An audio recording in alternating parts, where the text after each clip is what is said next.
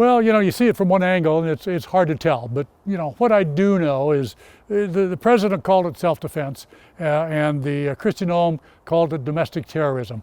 It was neither one of those, as far as I can tell. I don't know any more than they do, and they've already come to judgment, and that's wrong. That's not the right thing to do now. This needs to be investigated. Let's wait for the investigation and see what that determines. You don't jump to conclusions. You don't prejudge a police-involved shooting. That's just not done. It means there's going forward, there's going to be no public confidence in the investigation.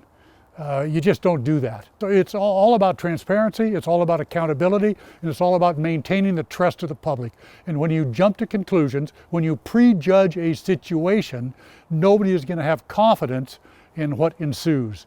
And it's so Bush League, it's just beyond the pale. On the face of it, it's not domestic terrorism. That just insults everybody's intelligence. That's not what it is. This is an officer, a ICE agent who, from my looking at the video, took a bad position.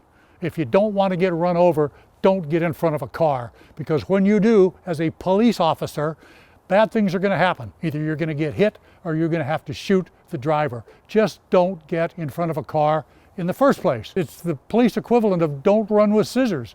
You don't do that.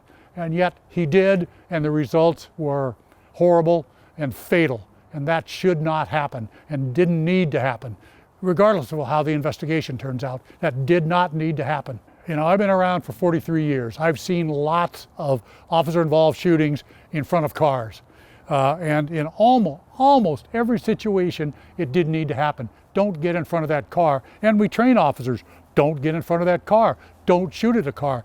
In this country, you can't, for the most part, you cannot shoot a fleeing felon. So don't do it in the first place. Don't put yourself in that position. It's not going to be considered self-defense if you put yourself in that situation. Not necessarily from a legal standpoint, but certainly from an administrative standpoint. And we train our officers not to do that. Here, we have no idea what kind of training these ICE officers are getting. They've been recruiting from all over the country. They've been hiring. They have not gone through a complete police academy, apparently. We don't know what kind of training this particular person had. We don't know who he is. We don't know who he's assigned to. We don't know his background. We don't know any of those details yet. That's all part of the investigation. Kristi Noem and the president have already justified it with no investigation whatsoever. With no investigation whatsoever. So we don't know how this is going to turn out, and that just makes my point. Because of that, how can we trust whatever investigation ensues? I'd feel much more comfortable if the state of Minnesota or the police department in Minneapolis did that investigation and then let the chips fall where they may. We are in such uncharted territory. Basically, whatever ICE does is okay.